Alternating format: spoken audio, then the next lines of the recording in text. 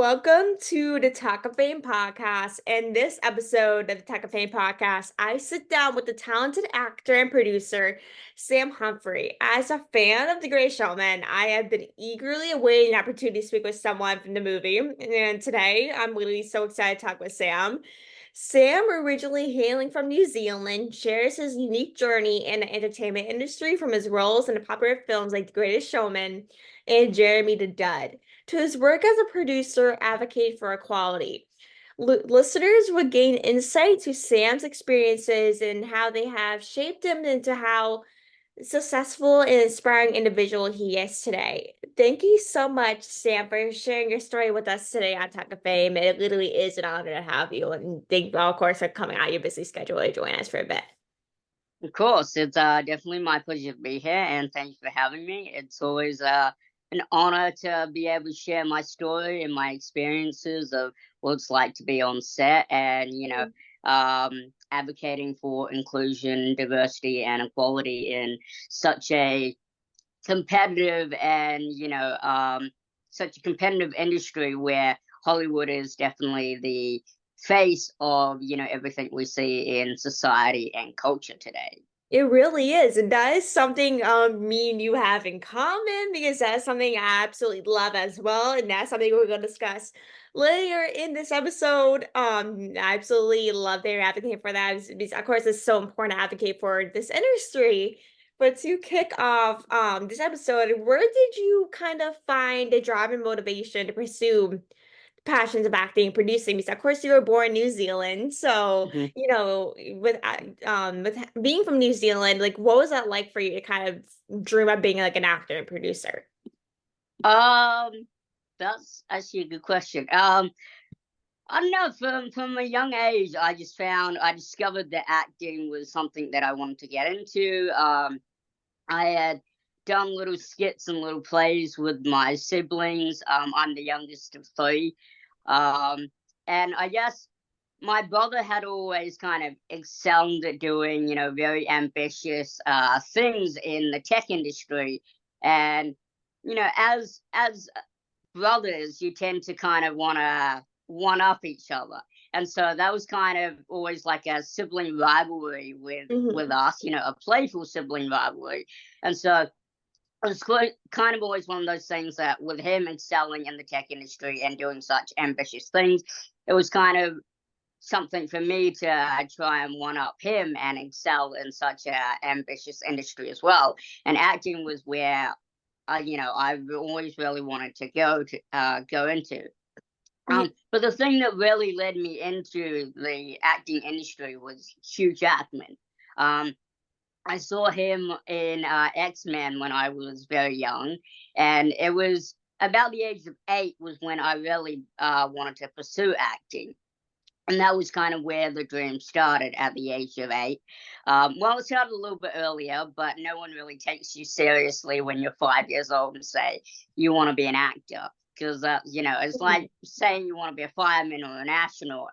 People are mhm. just like, oh, that's just a dream of yours. Now when you get older, you'll want to do something more realistic. But that I never grew out of wanting to be an actor, and so when I got to the age of 8, that was where the dream really took hold when I saw Hugh Jackman, and Mhm. it all came sort of full circle when I got to be in The Greatest Showman and got to act alongside Hugh Jackman for the first time, and such a pivotal and huge film. I know. Once you said Hugh Jackman, my face is lit up. Honestly, that's something me and you actually have in common is that I am the biggest Hugh Jackman fan ever. And a lot of people know that Hugh Jackman is like my favorite person in the entire world. I met him a Mine few too. times over the last like couple of years, and he is honestly the most kindest person ever, like a family man. Like he's just one of a kind, and like ever since I became a fan of him in 2019, I was like, I always, my dream was always to work with him. And I always, Mm. he made, like with The Greatest Showman, of course, my favorite movie of all time. That's really kind of what started. and it became an obsession to a point where I never stopped. And I'm the type of person that absolutely loves music, so that's kind of why I love the movie so much. But working Mm, with Hugh Jackman, like that is like a dream that you're absolutely living. Like I wish I can do that at some point, maybe next few years, who knows? But that is something, he's just a great person to look up to because how mm, amazing person he is on and off screen. Of course, with X-Men. It's literally like something that's iconic. And of mm. course, with him coming out with Deadpool Wolverine in July, that's something that I'm really super excited for to the point where I just want it to be in July already. But honestly, like he's just a really great person to really look up to. Mm.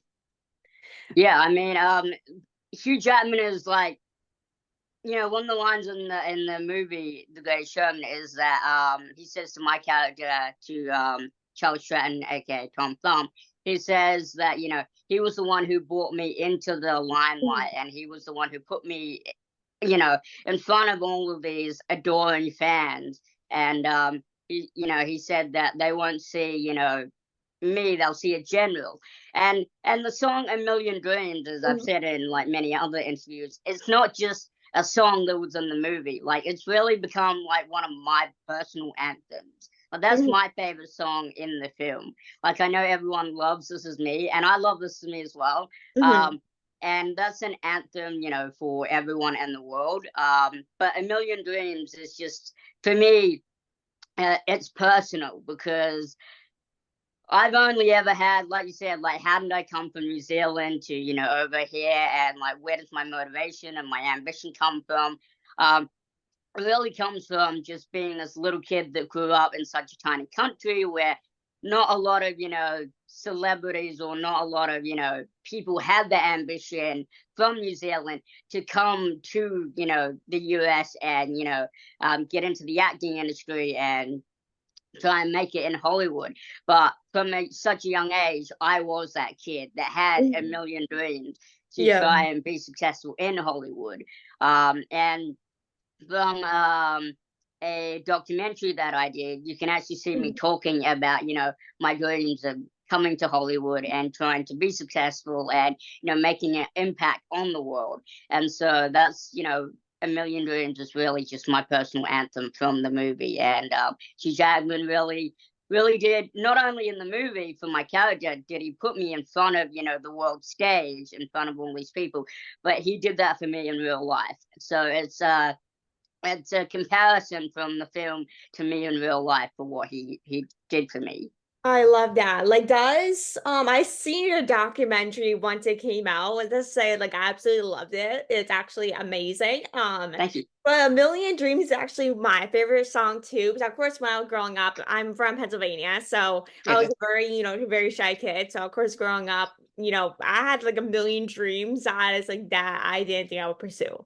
As Mm, a kid, a shy kid, you wouldn't think like, oh, a shy kid would do so many things. But that's what really a million dreams are made of. And of course, my biggest dream, like years ago, was to meet Hugh Jackman mm, and at least see his face. I was like, I don't care if yeah. I talk to him. I just want to see his face. And I can't tell you, when I first met him and once he went inside, I was bawling my eyes out. I was dead. And once, like, that's like what Million Dreams reminds me of. It's of Mm, course with a million dreams, it really reminds you of like having a million dreams that you want to come true. And of course, mm, when Hugh Jackman made your dream come true, and of course, a lot of people have a dream to be Hugh Jackman that maybe not have the opportunity to. Like I met him, I can't even tell you how many times I met over the last couple of years. It's insane. But it's like to really have that dream to be like your hero or idol. And like to have someone to look up to like Hugh Jackman that I've been literally looking up to for years is someone that you get to meet after looking up to him for so much. Like seeing him in X-Men and seeing him in so many other things. Like it's really what Million Dreams all about is mm, really pursuing something that you really want to pursue for years, is maybe going to become an actor. You've moving from New Zealand to the US to become an actor. Like mm, that is something that not a lot of people see often, is someone leaving their home country to become an actor in the US and to get a hit role is something you don't very much see often. mm. Yeah, and I mean, like, like to say, like to move from another country to, the US, and the US is such a hard country to get into. Like you really got Mm, to prove your worth to get into the US. mm, Like a lot of my like fellow actor friends, we don't discuss how tough this industry is, especially now. Um, well, the industry is going through a lot of changes with how the industry is with streaming and AI, and AI mm, is tough on the acting industry, mm, especially since it's just a new way of doing things in the industry, and so actors are we're very very worried about what AI is going to do for this industry right now. yeah.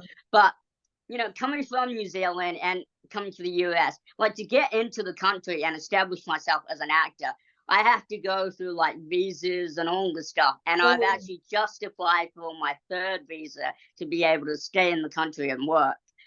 So it's very for my fellow actors who, live in the US and are US citizens, it's very fortunate that they are US citizens because they don't have to go through arduous, this arduous journey of proving my worth, which like mhm, as a little person, it's just another thing where subconsciously it's like mhm, something another barrier that I have to get over, which, mhm, for mental health, as growing up as a little person with mental health, issues where I've always felt like I've had to prove my worth as a person.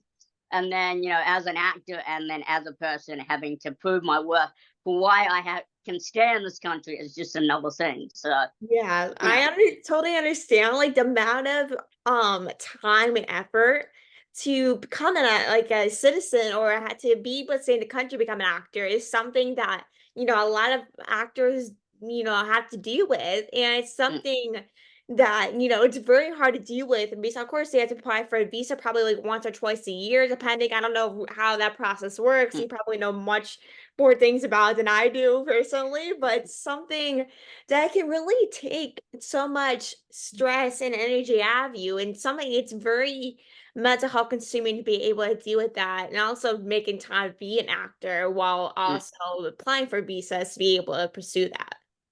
It's like, yeah, it's like balancing the business end of the industry with the creative side of the industry.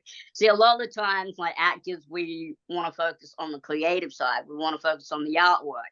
But unfortunately, being an actor, like a lot of people don't see it this way, but being an actor is being an entrepreneur. And so like True. not you can focus on the art side and the creative side of being an actor, but unfortunately there comes a lot of business to being an actor. Like, I have to apply for my visas, I have to like, you have to do your own tax, you have to do all the business stuff that comes with being an actor. So, Mhm, there's a lot more to it than just, learning lines and, doing auditions. And a lot of people find auditions can take a lot out of you because mhm, you focus so hard. And this is something that I had to learn and unlearn as well. Like a lot of mhm, times we put so much energy into doing one audition, and then you're kind of drained from doing that audition. And then you stress out so much about, did I land that audition? Did casting even see my tape? Did does mhm. casting even know who I am? Did they like my audition? And so there's so much mental energy and mental strength that goes into being an actor that a lot of people don't see the behind the scenes of what it takes to be an actor. Yeah, it honestly can take a lot. With of course, with being an actor, you will probably audition for 100 different roles and probably only land 2 of them. Like, because of If course, that. acting can be so hard because of course you have to audition for so many things, but you might not get all of them because it's Mm, so, it's like a very competitive industry, it's mm, like something that you have to work tons to at least get one role and have to go mm, through this process for maybe weeks or months at a time to actually land it, which can drive people insane. Honestly, it would mm. drive me insane, honestly. I had to go through that whole process, but I literally applaud for actors that are able to handle that because I would never, because it can take a lot out of you to land this role they may not get. Mm. Yeah, I mean the amount of energy that goes into it. Like I'm actually preparing to do a self tape tomorrow for a role that I have. coming up. And so like you learn all these lines. And sometimes it feels like an effortless pursuit because you learn all these lines. Like you can get pages and pages of lines that you have to memorize in such a short amount of time. Like, I mean, nowadays it's gotten better since, unfortunately, the writers and the actors, we went on strike last year for, Mhm. 6 to 8 months. So it's gotten a little bit better with the amount of lead time that we have leading up to auditions and the turnaround time. But like sometimes you can get, I've had roles where I've gotten like 8 to 10 pages of lines where you have like 3 days to learn them and then put it on a self tape. And so like your memory has to be like sharp in order Mhm. to memorize, 5 pages worth of lines. Um, and so that's only part of it. And then, like you said, you have to wait for, casting to go through the approval process because a lot of the times it's not just casting that gets their, say on whether they like the actor and whether they want the actor for the role. Casting might absolutely love you, but it's Mhm. not just their decision. They have to go to the studio. They have to go to the director. They have to go to the producers.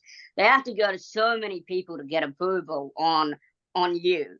And so Mhm. if only one person doesn't like you or doesn't think you're right for the role, they can be the key decision maker about whether or not you land the role. And I've had several roles where I've made it, so far into the process where I've been shortlisted and where it's only been between me and 2 or 3 other actors, and then you're just crossing your fingers and you're just hoping that you're the right person.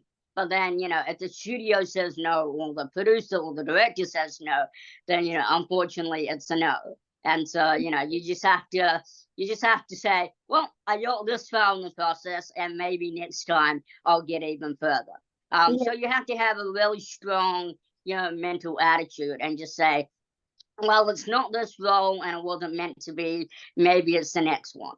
Yeah, like that is honestly something that like you had to prepare yourself for. Of course, we're getting Mm, so far in, you might have to the person might have to pick between you and 2 or 3 other people, and you mm, might not end up getting it, which can be so hard for a lot of people if you really wanted it. But of course, it may not be meant to be. But of course, mm, it can be the next role that you actually book. That is something that honestly I'm so glad I'm not an actor because I'm like. Honestly, I would not be able to handle being so many no's and be so far in the process. So I really like applaud for so many people that have to deal with that and actually pulling through. But mm, it's something that is very like agitating to cross your fingers to actually get this role with mm. being so far in the process and actually praying that you actually get it. That is something that you get us getting very antsy after a while at some You point. do. Yeah. Actually, one like something that I like am pursuing now, like as a little person, that I found is it's very hard work and it's very stressful and not a lot of people can do it, but I really love doing creature acting, which is when you get inside like creature suits, when you play like aliens or you play different roles that require you to be in full body prosthetics or be inside creature suit for hours. And a project that I actually just did at the start of April was a short film that is going to be submitted to all the major film festivals. And Mhm. I was playing an alien on a on a foreign planet. And we actually went out to the California desert in Corona Pinnacles, and we shot there for 4 days. And it was Oh, really, wow. it was really long. It was really stressful, and I was inside this alien creature suit. Um, if people want to, see the alien creature suit, it's on my Instagram. Uh, but the suit weighed 20 pounds, Oh, and wow. it had an animatronic head, and we also had a puppet head. Uh, and I'm inside like this big furry creature suit. It's really big and like puffy. And shooting in the desert was really, really tough. Mm. Because like the wind got up to like 30 miles an hour, Oh, and it wow. was really hot inside the creature suit. I couldn't see anything around me. I had no visual acuity. I had no spatial awareness. Basically, inside the suit is like completely. It's not pitch black, but like it's just full of foam, and it's I can't see anything. And basically, I had to get like my sense of direction and my sense of awareness from like the assistant like director and all the different like people that we had on the set to tell me like where to walk and my direction and everything. So it's something that not everyone can do, but it's very exciting to do because it's different from, the average acting role that you might get. So I'm hoping that gives me some more notability in the field of creature acting. And once it gets to the film festivals, that allows me to break out into more, creature acting. And shooting in the desert with hot weather, I could Yeah, not. it's very Like, when ambitious. the aliens do it and making it so much hotter, I would probably pass out in the first 5 minutes. I would I pretty much did with them. every time. Yeah, imagine like I've never been like outside of LA, so I don't know what the desert looks like out there, or how hot it is. Of course, every desert is different, but with being in a desert and being in an alien suit, that makes it so much hotter. I'll be like, this is not for me, man. This is not like if it was maybe a couple like 60 degrees or something, possibility. But if it's like 90 degrees, I'm like, I'll probably pass out in the first 5 minutes if Well, I. there were many factors, involved with shooting that made it very troubling. I mean, there was the wind that was like 30, 40 miles an hour.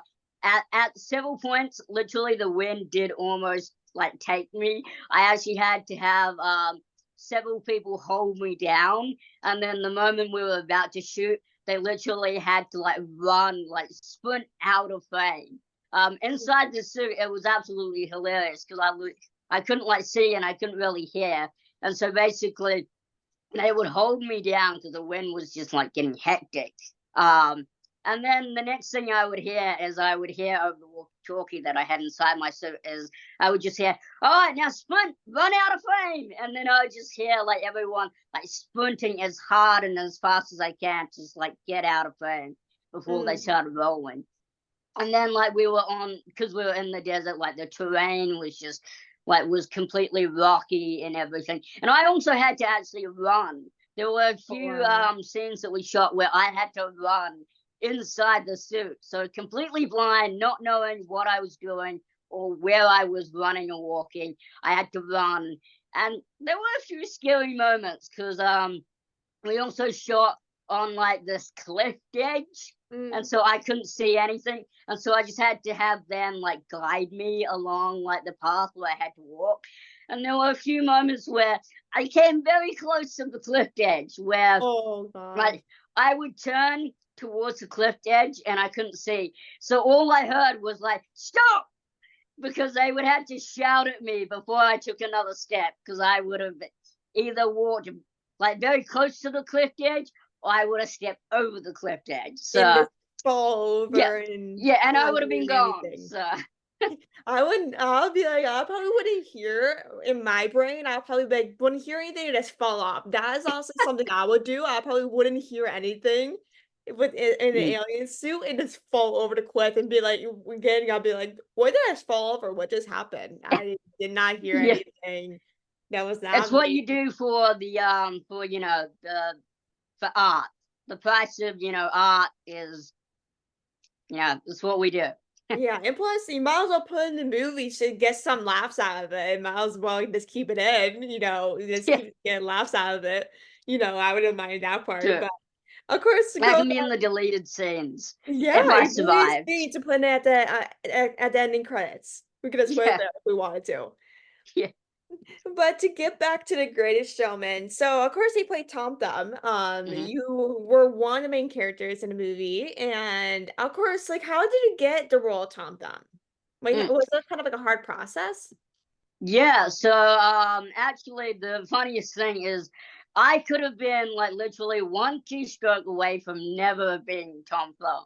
Mm. Because I got the email, so I had at the time I had an agent in the UK who specialized in like really unique actors, like really tall actors and really short actors.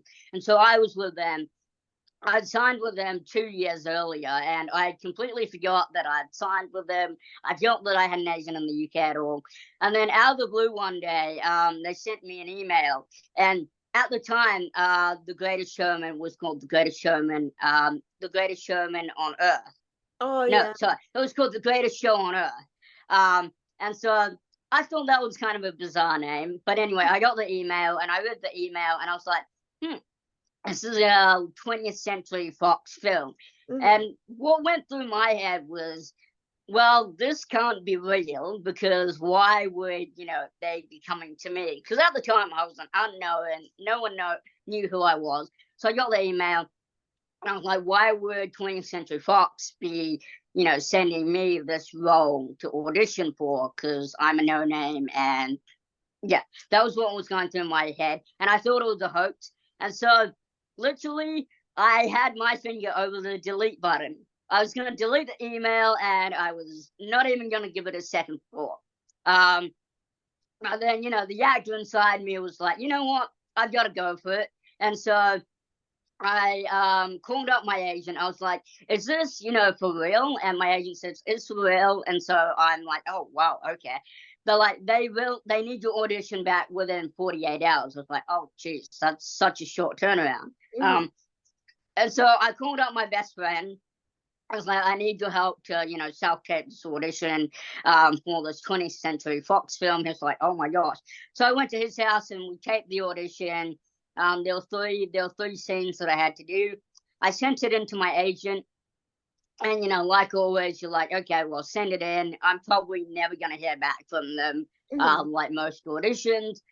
Next thing I know, like after the 48-hour turnaround, I get a email and call back from my agent said they really liked your audition. You're through to the next round. They would like you to actually Skype with the director. I was like, oh my goodness, I'm Skyping with the director.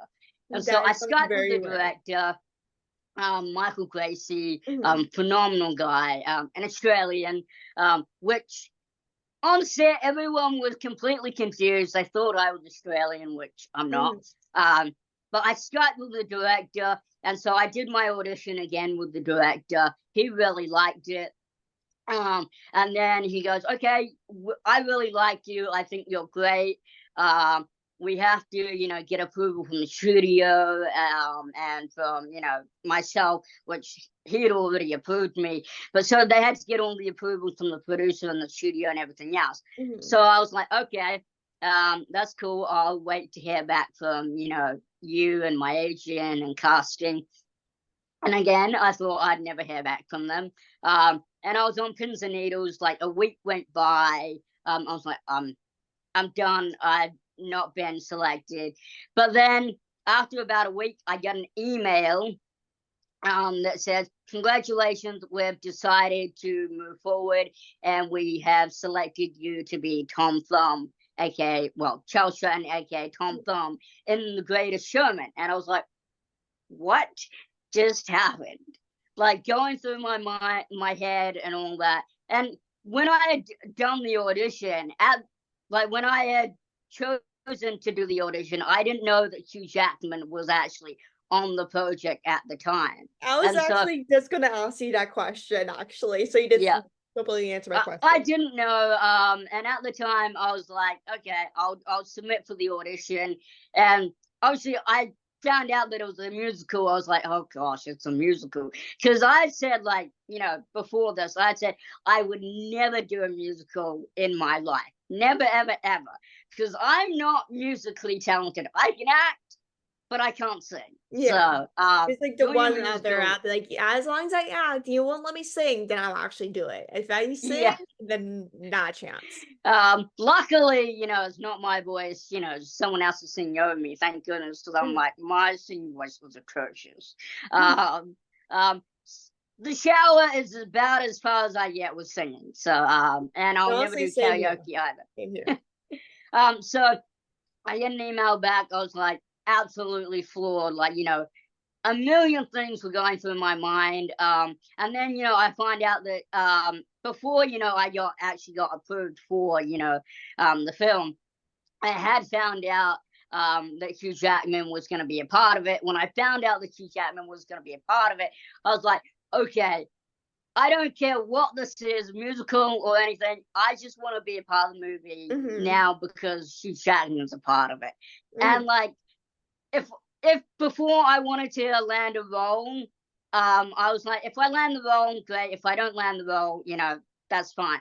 But once I found out that Hugh Jackman was in this film, I was like, never before had I wanted to land a role more than I wanted to land this role because I just wanted to meet Hugh Jackman. Yeah. And I got to meet him, got to work with him, and that was phenomenal. But before they could, officially, approve me, so they said that they wanted me for the role, but they had to also fly me out to meet the director, in person. So for the official approval and everything, I had to fly to Vancouver to 100% lock in the role. So I'd been approved by the studio and the producers and everything, and they sent me the email to say that they wanted me. But 100% locked in. I had to fly 30 hours to Vancouver to meet the director. For 30 and it was hours crazy. in a plane, I would not last. It was literally a 1 hour meeting. I flew like 30 hours to go to Vancouver, meet him for 1 hour, then stay in Vancouver, and then fly home. Was crazy. I would never for 1 hour meeting on a 30-hour flight. I would lose my mind. But it was it was all worth it in the end. It was worth it in the end. Honestly, if I was your position, once I found Hugh Jackman was going to be in the movie, if I didn't want to do the movie, I would be like, all right, let me think about it. And once I hear Hugh Jackman's in the movie, I'll honestly sprint as hard as I can to this good. I was like, in my mind, I was like, you don't have to pay me anything. Just fly me there, put me up, and I will work with Hugh Jackman for free. But luckily they did pay me, so. I would honestly say the same thing. I'm like, I don't care if you pay me at all. I don't care if you pay me for free. I would do anything. Honestly, that'll probably be the fastest yes I will ever say in my life, honestly. Yeah. If anything, I'll be like, I don't care if I do acting ever again. I'll be like, as long as I work with Hugh Jackman, I don't care if I ever work again. I mean, as the Great Showman's really propelled me forward, further in my career, and anything that anything else has so far. And I'm just really grateful to Hugh Jackman, because Hugh Jackman also had to. I believe Hugh Jackman also had to approve me. So I'm just very happy that he did approve me as well. Because he was one of the producers, I believe, as well. And Greatest Showman was 7 years in the making, and it's such a phenomenal movie. Anyone who hasn't seen it yet, what the heck are you doing? It's been 5 years. You should have seen it by now. So do go see it. Not just because I'm in it. There's so many, fabulous, actors and singers, and Zendaya's in it. Don't go see it because I'm in it. Go see it because Zendaya's in it. They will let me steal immediately. Yeah. But it's just become, such a iconic, sensational movie. It's, for culture and society, and for what it's done for a lot of people around the world.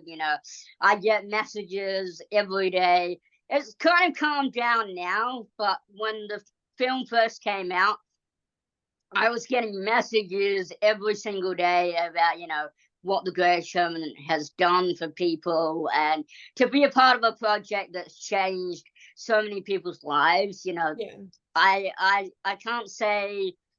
I really can't say, what it feels like to be a part of other people's lives, and for people to say that I'm their favorite character. It just touches my heart in a way that other things that I've done hasn't. So it definitely is the biggest part. The Greatest Showman definitely has impacted my life. I literally know every scene, every dance. I know all the words to the point where I can just replays the movie with the volume all the way down. That's not because I've seen it so many times. I can watch every Mm, day. Just never get bored. It's one of my favorite movie of all time. I never get bored.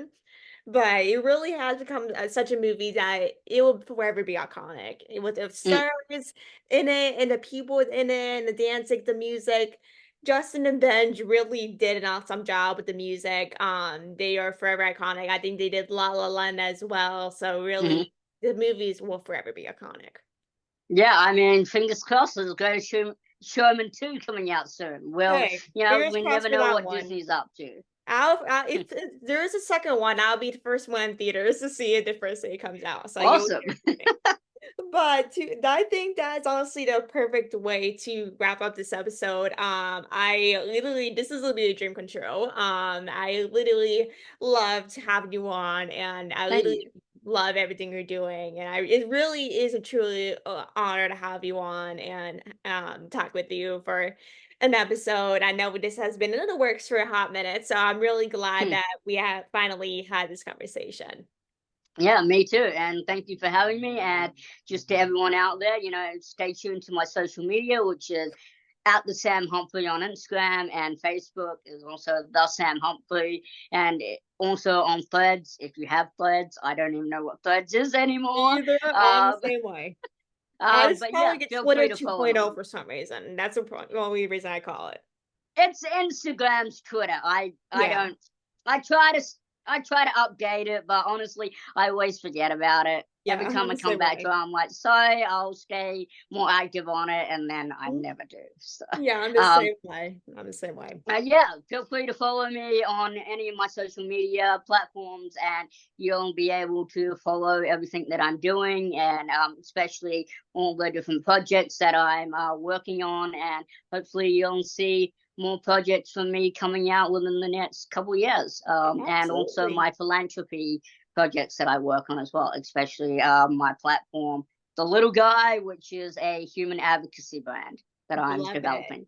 Love it. So you heard them, check them out. But thank you everyone for listening. Make sure to subscribe, like, and tune in for future episodes. But thank you again, Sam, for joining us. And I really hope you have a Awesome. great rest of your day. You too. Thank Thank you. you. Take care.